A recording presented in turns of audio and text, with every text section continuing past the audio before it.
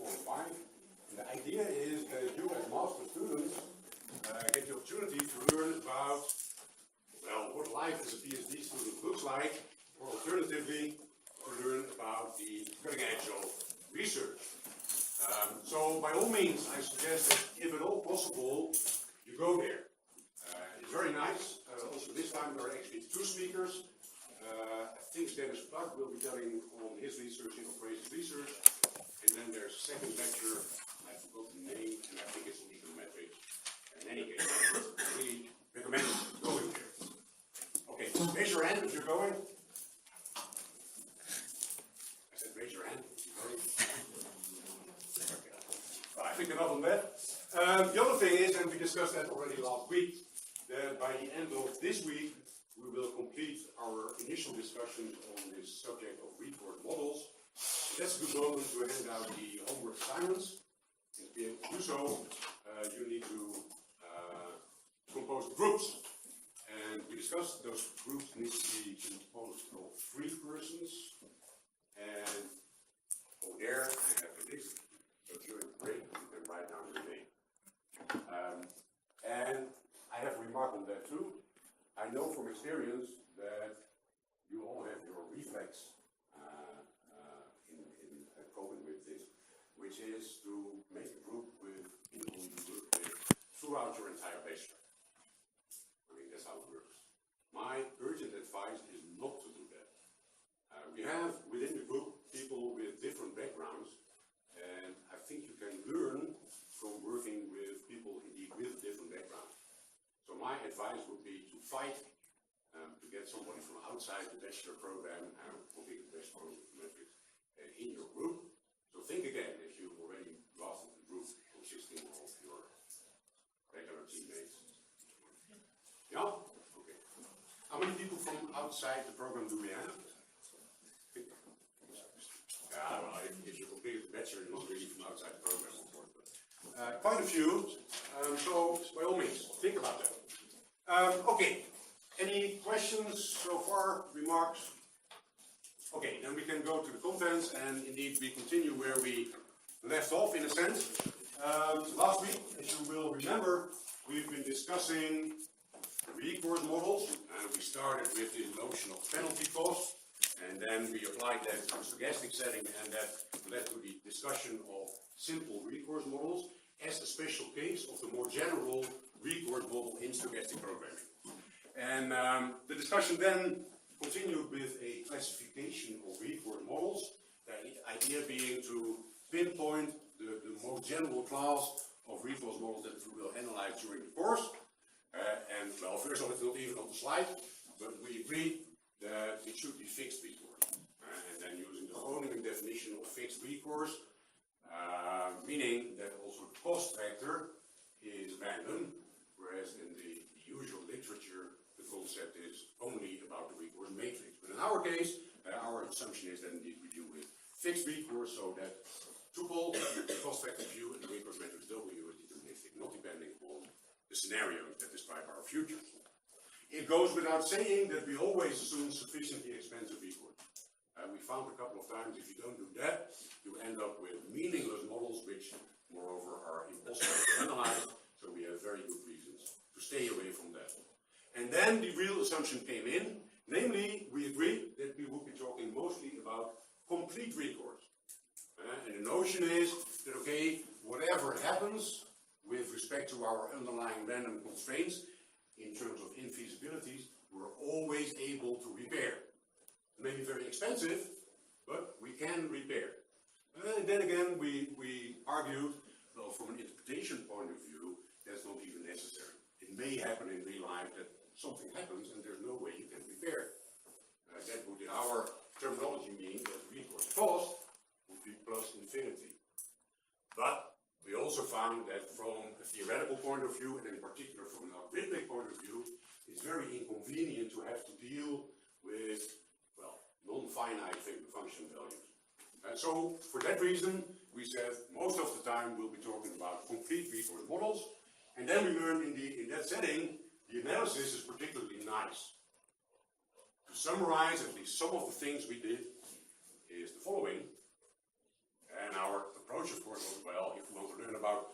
properties of that recourse function Q, which captures all the interesting things in such a recourse model, our starting point is, of course, to analyze the underlying value function V.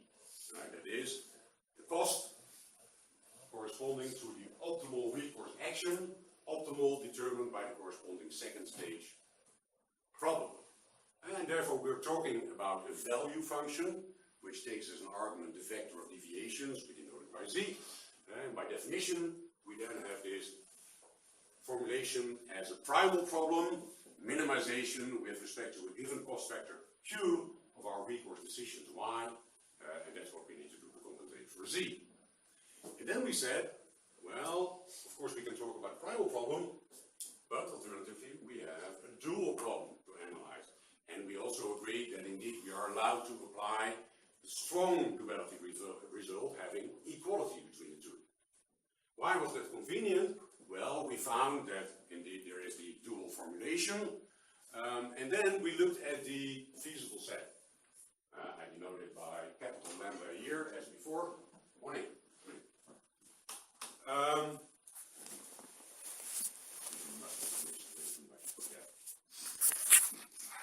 So we were looking at the dual feasible set, and we observed that we know actually quite a lot about it. Indeed, by our assumptions, we know that the problem is feasible. So it's a non-empty set. From the, that follows from sufficiently extensive recourse. From the complete recourse assumption, we argued it follows that this set is bounded.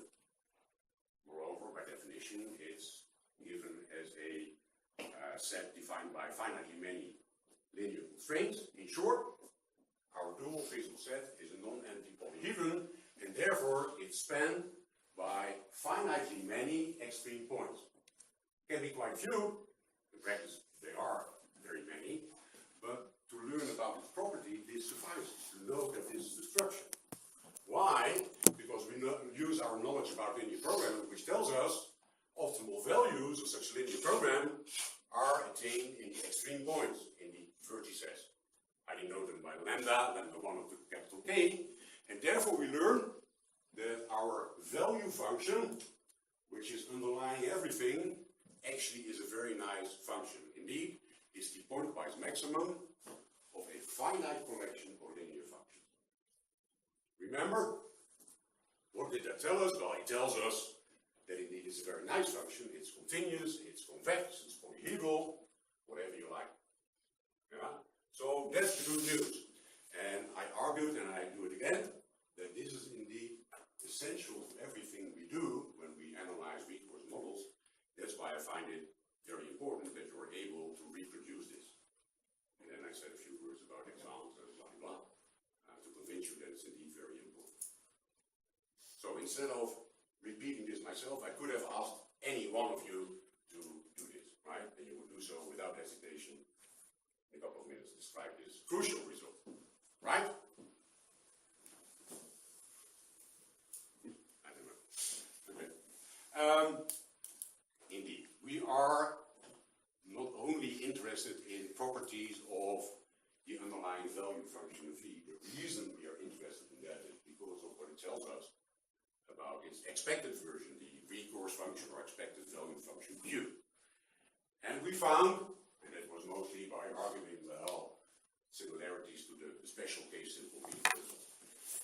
On top of knowledge about V, and in particular the assumptions that make it finite value, and sufficiently extensive recourse, complete recourse, we need an additional assumption on the distribution to make also the recourse function Q finite value. And that assumption is that the first absolute moment of that vector omega, so component-wise, is finite value. That's not a very restrictive assumption, but it's important. If you don't have it, then bad things happen.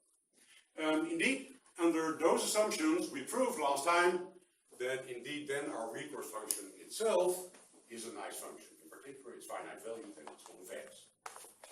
And that, of course, is what we were hoping to find, because in our context of optimization, in particular minimization, convexity is what we hope to find. All right. Today, we take it from there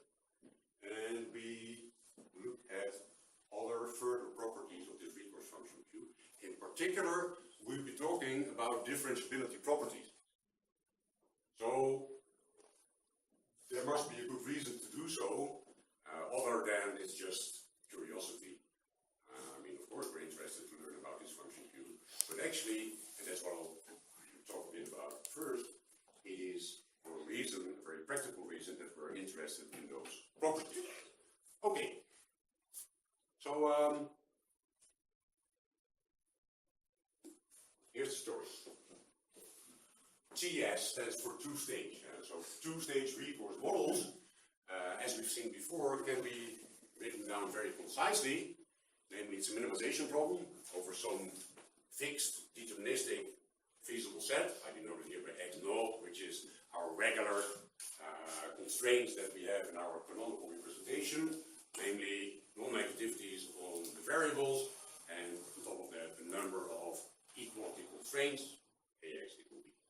That's the set describing our feasible solutions, and over that set, we're minimizing an objective function, Cx plus Q of X, there it is, the recourse function Q, which we know to be a convex objective, which is good news.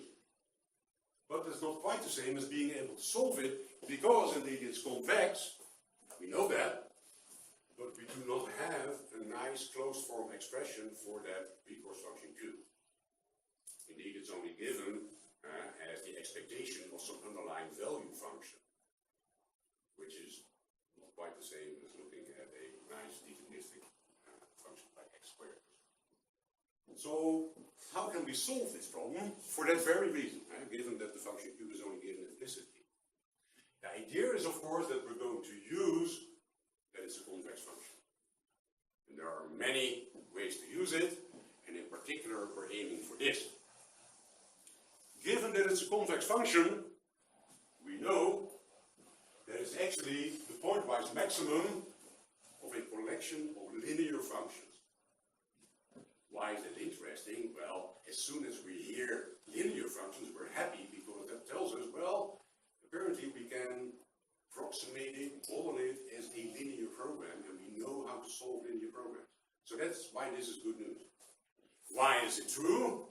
Well, it's a standard result from convex analysis, and actually you know this also in terms of convex sets. We do know the function is convex precisely if its epigraph is a convex set, and then the corresponding result says convex set is described as the intersection of a collection of half spaces. Yeah, that's the same story, but in a different group. Okay, so indeed, the picture is a concise summary of that. I have here a nice, actually smooth convex function. Doesn't have to be smooth. And indeed, I can pick just any x, I think I call it x bar somewhere, yeah, and look at the function there and construct a linear function which is sharp at the particular function value. It's linear indeed, and it's a lower bound everywhere. That's what you see in the picture, and in fact, given that it's a smooth function, I would need infinitely many of such linear functions to give a complete description of the function I'm interested in. But from the picture already, it's clear that if I do it in a smart way and construct a number of such linear approximating functions, then I actually already get a quite good approximation.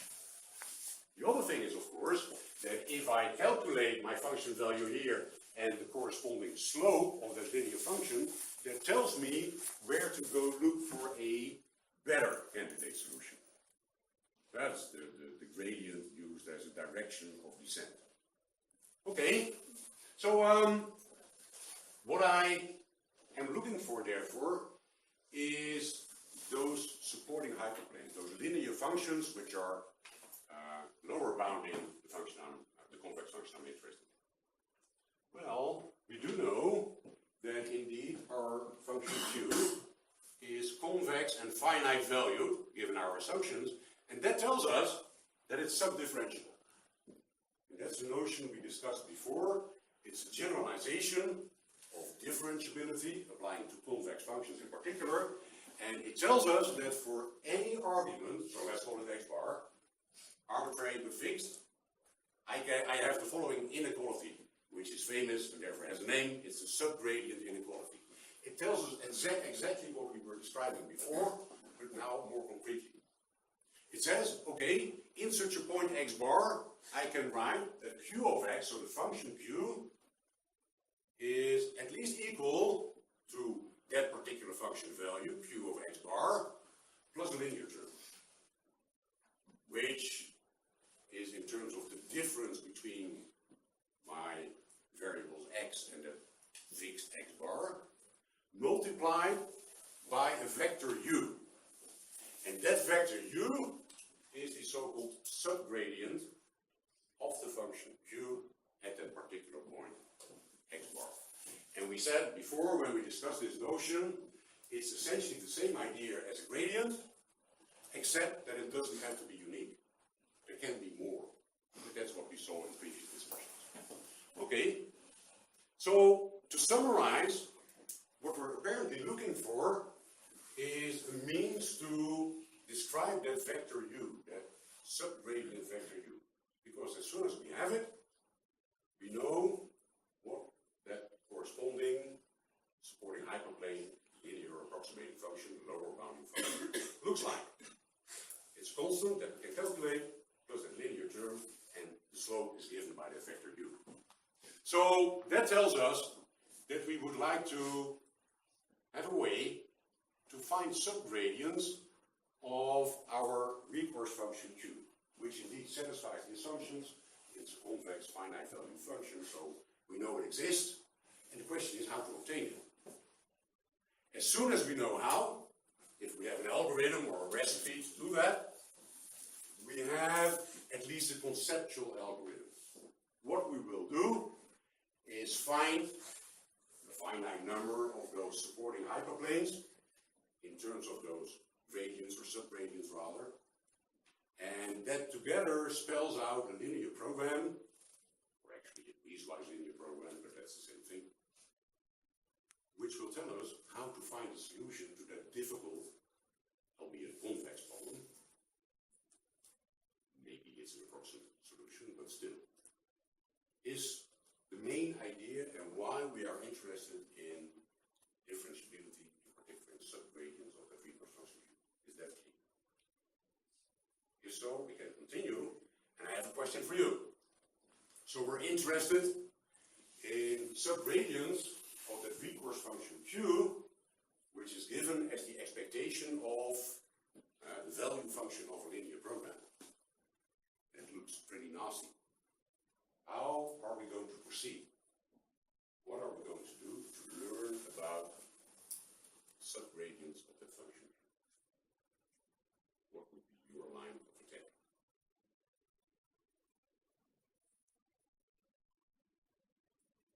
Sit still and wait.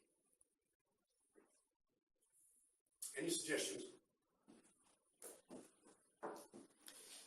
Well, I know that if the function is smooth, then it only has one subgradient. Mm-hmm. So then you could look at the right derivative and the left derivative, Yeah. etc. Yeah. But then my question is, okay, how do you get the right derivative and the left derivative, or the higher dimensional equivalent of that? Yeah.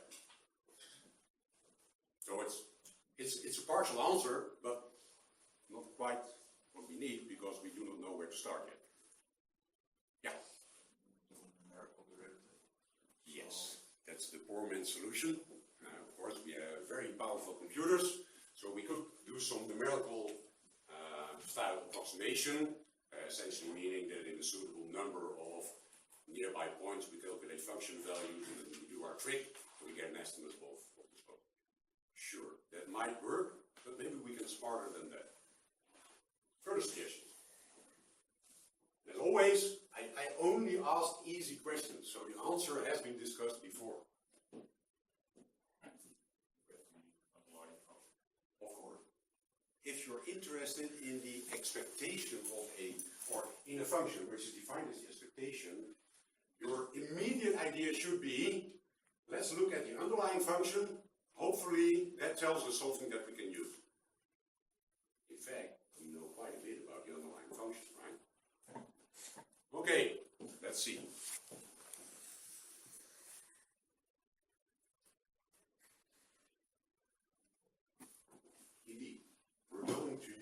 everything that we know about that underlying function value, or value function v, hope that we can actually say something about its subdifferential, its collection of subgradients at any arbitrary given point, z.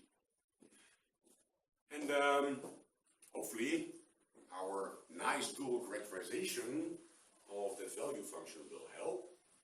And then we hope that we can use that result to make statements about what we're essentially after, namely the subdifferential of that recourse function. Everybody agrees that that's a reasonable thing to do. I hope. Yeah? Okay, here we go. What do we know? Well, one way to describe the value function v is indeed a particularly easy looking, at least, formulation as the maximum of finitely many linear functions. So let's do that. Let's pick a z, arbitrary, but we fix it.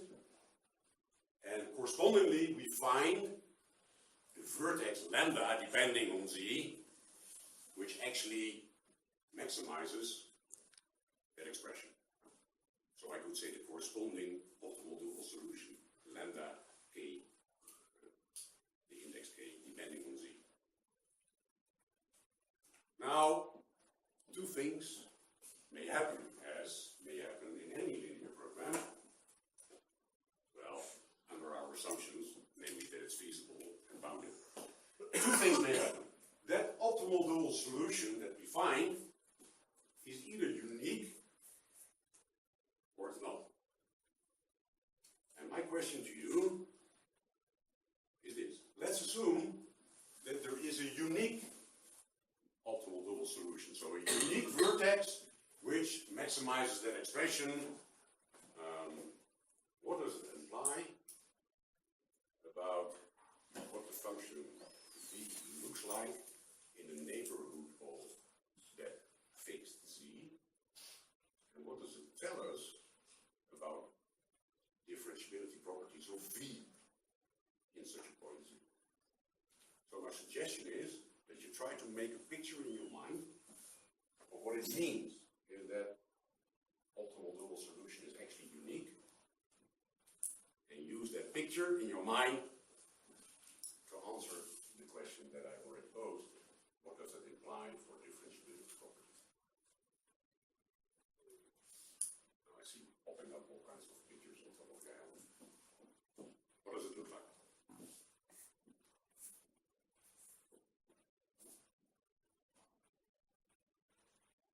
Can I help you? I think it looks something like this. If indeed that dual solution lambda k of z is unique, apparently this is what is the case. We're optimizing over this polyhedral set, having finitely many of such extreme points, and just one of them is optimal. Which means, and this is my candidate then, that's lambda k of z. Apparently our z is such that we're optimizing in that direction. Right? And looking at the picture, I say, okay, what happens if I do not consider z, but some s which is close to z? That means that instead of going exactly in that direction, I will go a little bit to the left or to the right. I just wiggle that direction a little bit. But actually, that doesn't make a very big difference in terms of the optimal dual solution. In fact, it stays the same. You all agree? Well, that means that apparently in that neighborhood, our value function v is just a linear function. It's that particular lambda. And that, well, we're all very happy to calculate the gradient of a linear function. That's doable. Indeed, we conclude that for this particular setting, this particular assumption, namely that the optimal dual solution is unique, unique, we find that the value function v in that neighborhood is linear, and therefore that it's actually differentiable, which, as we know, is a special case of subdifferentiable, namely having a unique subgradient, and that we then call gradient. Now I see a lot of faces which look like doubtful whether you actually get this. Who has a question? Why is it linear in the neighborhood of Z? Okay. That's the key point indeed. The proof is by picture. And of course, for formal proof, I refer to the lecture notes, but I hope this is helpful. You recognize that dual feasible set, and the assumption is, okay, for that given argument Z, that vector of deviations, there's a unique vertex of that dual feasible set in which this expression contains its maximum. There's always at least one, and the assumption is, well, there's exactly one. And then I say, okay, if it's unique, then it must be that I'm optimizing, that is, maximizing in that direction corresponding to that vertex. And since it's unique, it doesn't matter if I slightly change the direction, but slightly changing the direction means looking in the neighborhood of that fixed arbitrary vector z. And in terms of the formula for our function, it means that for all such arguments, that is in that neighborhood of z, the same dual vertex that we found, lambda depending on k of z, is optimal. Well, in that neighborhood, I can therefore describe the function v as that particular lambda times s. That's just a linear function. All right? Because in the point S, the derivative, the gradient is also lambda kz plus a little Yes, bit, I'm looking at s which are almost identical to z, just slight variations. In terms of the picture, instead of going exactly in that direction, I go just a little bit around that direction. And in the picture at least you conclude that the same dual vertex remains optimal. yeah, and then you, because the derivative of v is then lambda kz, that The first step is to conclude that for arguments in that neighborhood of z, apparently my value function is linear in that neighborhood with that given slope, which is, in terms of that extreme point, that particular vertex. Yeah, well, the gradient of a linear function, that's doable, right? Further questions? If not, then you should be able to answer, or at least think about the next question. What happens in the other case, namely the optimal dual solution, the optimal vertex corresponding to that fixed, arbitrary but fixed z, is not unique. Again, I'm asking, try to capture that in a picture, which should be helpful in answering the question. So make that picture in your mind. Try to see what it means if there's more than one vertex which is optimal for that particular optimization direction z. And then again, what happens if you slightly change that z? Who has a picture in his mind? Few. For those of you who haven't, let me help you. My picture is this.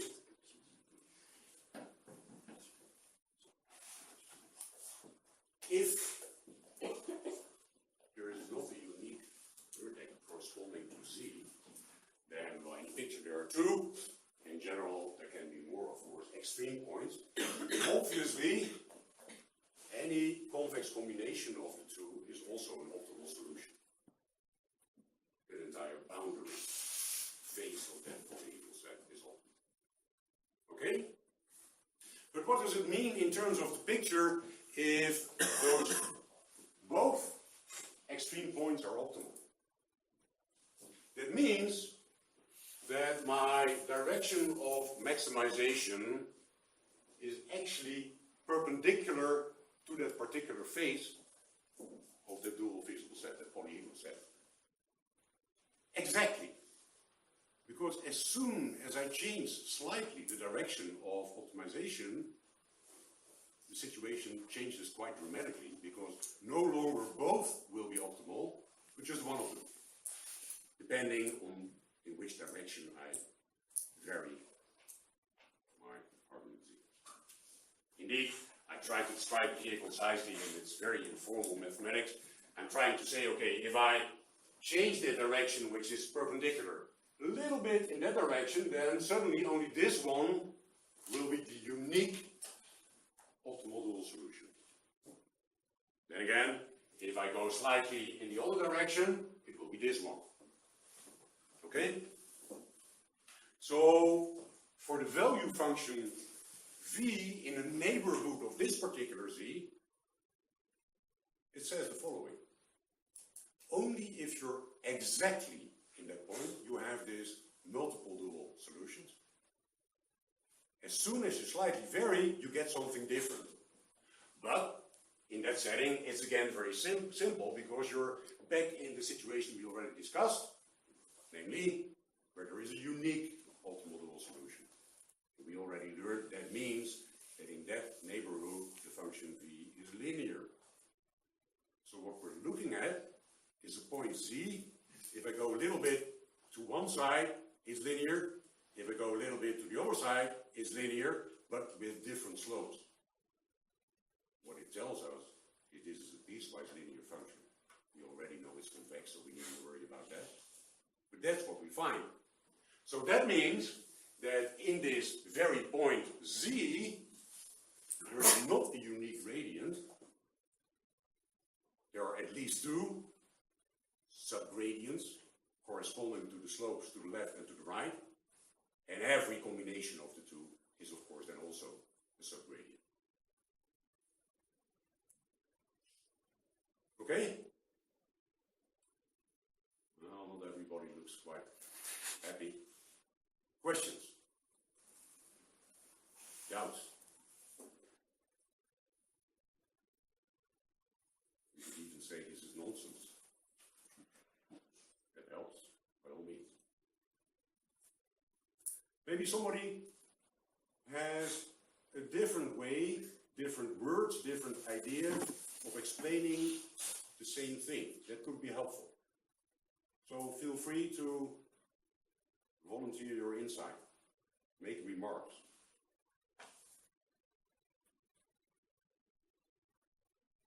Yes. Isn't it easier to have a picture in your mind of V? You can describe V as a maximum piecewise linear function, Sure. and then you can see that if you're not above the kings, Yeah. then there's a unique subgradient. If you're at the king, then it is. This is the picture you're talking about. And Niels says, and it's entirely correct, only if you're in such a knot or a kink or whatever you like to call it, the function is non-linear. So everywhere else, it's very easy. It's just linear, and we know what its gradient, unique subgradient looks like. And what happens in these knots is a little bit more advanced. In fact, that's what we did when we discussed the special case of simple recourse.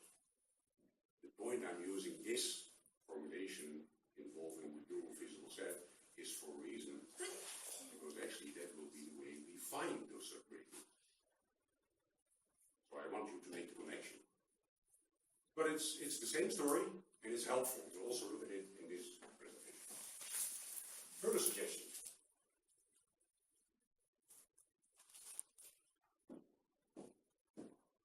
Then let's continue. And don't worry, I'm going to show an example in a few minutes. First, general remarks.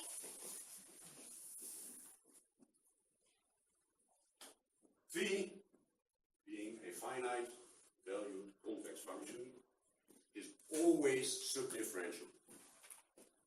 And what we learned is that the collection of subgradients, known as the subdifferential, at any point z, is this set of corresponding optimal dual solutions.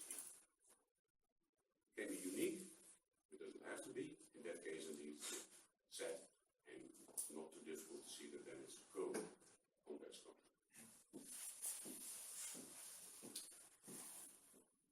Final remark on this slide is trying to sharpen your intuition. You can use either my picture or the suggestion of my nails. The statement is, in fact, this underlying value function v is differentiable almost everywhere. Another way to say the same thing is just pick arbitrarily a z and check. And this z is the function differentiable. It is having a unique subgradient, which therefore is the gradient. Or is it not the case? And with probability 1, you will pick a z where the function is differentiable. And if you really understand the notions we've been talking about, the answer is indeed, for example, given by looking at, well, what we know is underneath this analysis, namely, subgradients are optimal dual solutions. And we argued, only in very exceptional cases, there will be more than one non-unique optimal dual solutions. Namely, if the direction of optimization is perpendicular to such a face of the dual physical set. Well, there's only finitely many of those directions, so that will happen only very exceptionally. Is that helpful, or is that just confusing? Fine. Yeah.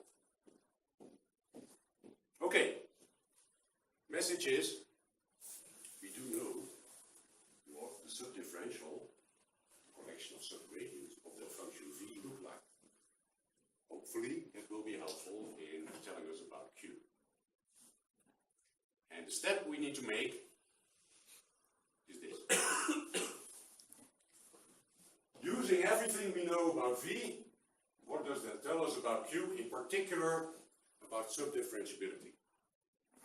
Okay, first formula is straightforward. By definition, Q is the expectation of V, so the subdifferential of Q is the subdifferential of that expectation. And now I apply a trick that is very convenient, and you can prove that's a valid trick here.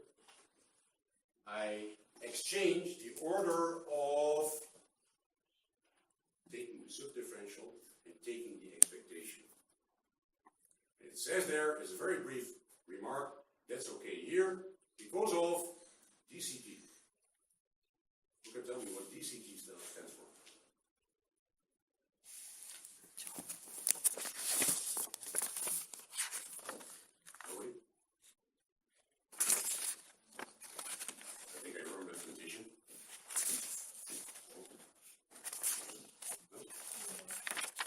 Dominated convergence theorem, which tells us under which conditions it's okay to exchange the order of taking the limit and taking an integral. Now, of course, an expectation is an integral, and differentiating is taking the limit, so that applies here. Forget about the details, the message is it's okay, we can do this. And that's of course very helpful, because now we say, okay, instead of having to look at this animal, we look at this. That is, we go inside the expectation, so our random vector omega is now fixed, arbitrary but fixed, and we need to look at the subdifferential of something that we already know, namely the subdifferential of V, well, relative to its argument, which is no longer x itself, but this expression, which we recognize as indeed the vector of deviation between the right-hand side, h of omega, and d omega times x. And then, as a machine, I say, okay, then I need to apply the chain rule, and I get the expression given over there. Namely, What is the subdifferential of V? Well, that's given in terms of the corresponding optimal dual solution. That's my notation, lambda star, depending on x and omega. For a given x, for a given omega, what is the collection of extreme points which are optimal? Sometimes it's unique, sometimes it's not, but in all cases, that's the set describing the subdifferential of V, and then I apply the chain rule, that is, I need to multiply by minus t of omega to get it in terms of x. Okay. So, taking the expectation of, lambda star of x and omega, that's a set. Maybe a singleton, but in general it's a set. And in fact it's an n-dimensional set. We multiply it by a matrix, which is an m by n matrix. M is the number of underlying constraints, and n is the dimension of our vector x, the vector of first stage decisions. So what we get out of this whole exercise is a set in Rn, which is giving us the subdifferential of Q, the thing we were looking for. To summarize,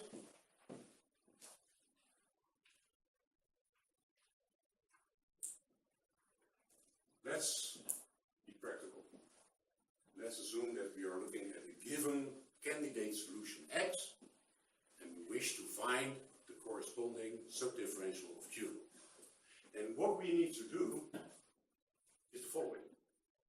For each possible realization of omega, let's hope there are only finitely many, what we need to do is find the corresponding optimal dual solutions. Again, maybe unique, maybe not. It's given as the set lambda star depending on x and omega. That is, we pick one element out of that set for each realization of omega. So in general, I have a whole collection of subgradients, but I pick one out of that set. And do that for each and every omega, and I take the expectation. And then what I get is just a vector. I take the expectation of a collection of vectors, what I get is a vector. And that vector will be an element of the subgradient of the function Q.